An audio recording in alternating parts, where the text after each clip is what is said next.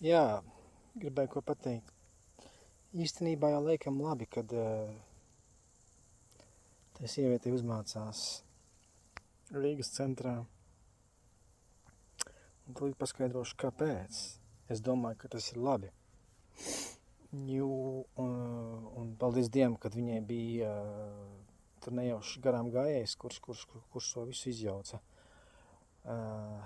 Kurš metās to sievieti aizstāvēt.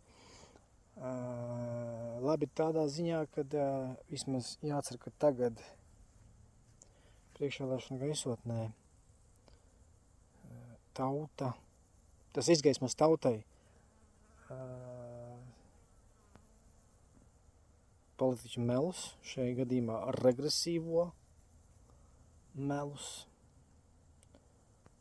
jo viņi bija vieni no tiem, kas inicijēja Nigu un Babaju ieviešanu Latvijā.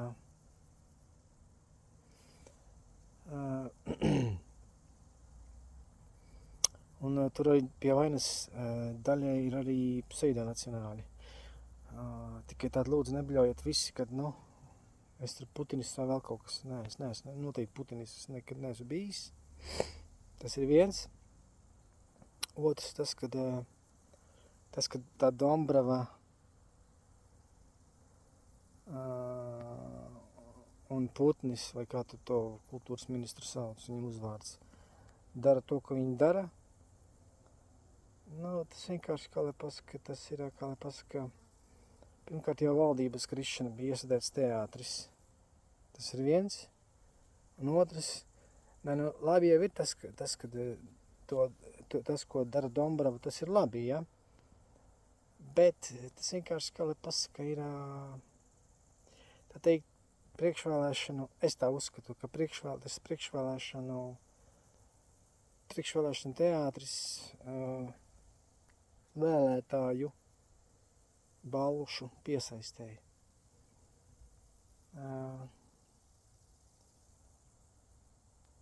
Tagad jācer, kad, visas tās partijas, kas ir par SK, par imigrāciju, ka visas tās aizies skuju taku, ieskaitot regresīvos, zilzemniekus,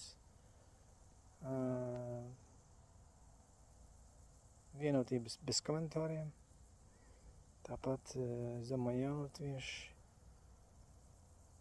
tāpat suverēnā vara.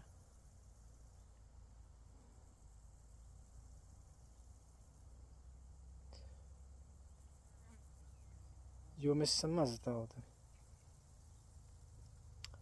Un politiķiem visiem spēkiem būtu jācīnās par tautas saglabāšanos, pašsaglabāšanos un labklājību, nevis par to, lai tauta iznīkst un izšķīst eiro katlā.